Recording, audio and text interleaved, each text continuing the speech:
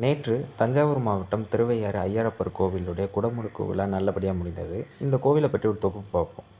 105வது தேவார பாடல் பெற்ற தலமும் 51வது தலமாக, அதாவது காவேரி வடகரை தலங்கள் 51வது தலமாக சொல்லப்படுது.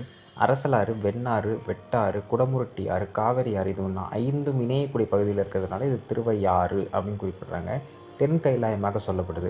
இந்த கோவிலுக்குள்ளேயே 2 கோவில் இருக்குது. வட கைலாயம், தென் கைலாயம்னு இருக்குது. அதை நான் அடுத்த பதிவில் சொல்கிறேன். இந்த கோவில் இறைவி பேர் பார்த்திங்கன்னா அறம்பலத்த நாயகி. இறைவன் பேர் பஞ்சநதீஸ்வரர், ஐயாற்றீஸ்வரர், செம்போர் சொதீஸ்வரர். சம்பந்தர் 5 பதிகங்களும், அப்பர் 12 பதிகங்களும், சுந்தரர் ஒரே பதிகம் பாடியிருக்கிறார்.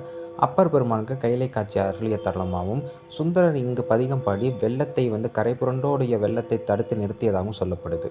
சுந்தரபாண்டியர் காலகட்டத்தில் இந்த கோவில் பின்னால் கட்டப்பட்டதாகவும் சொல்லப்படுது. அதேமாரி திருபுவனம் முழுதுடைய வளநாட்டு பொய்கை நாட்டு திருவையாறு அப்படின்னு கல்வெட்டில் அழைக்கப்படுற ஊர்.